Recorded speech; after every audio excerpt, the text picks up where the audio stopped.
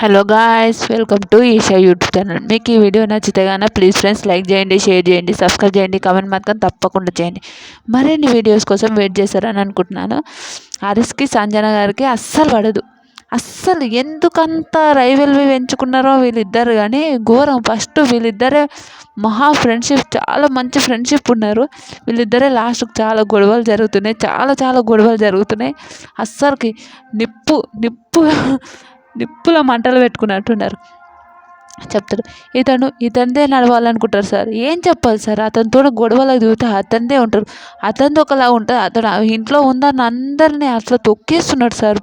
అస్సలు నచ్చట్లేదు సార్. అతను ఎప్పుడు ఎలిమినేషన్ అవుతాడు అనే ఒక థాట్లో ఉన్న, అదే ఆ ఫీలింగ్లో మాట్లాడింది.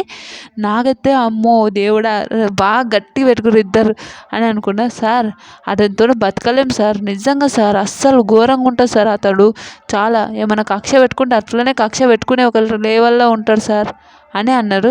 నాకైతే రియల్ అనిపించింది. నిజంగా రా బాబు, ఏంది అతను మీరు అంటే ఓకే, ఈమె మీరు నువ్వు అంటే అతను నువ్వు అంటే ఓకే, ఈయన ఒక ఒక వెరైటీ మెంటాలిటీ. ఆ వెరైటీ మెంటాలిటీతోనే బతకడం అయితే రియల్ చాలా కష్టము.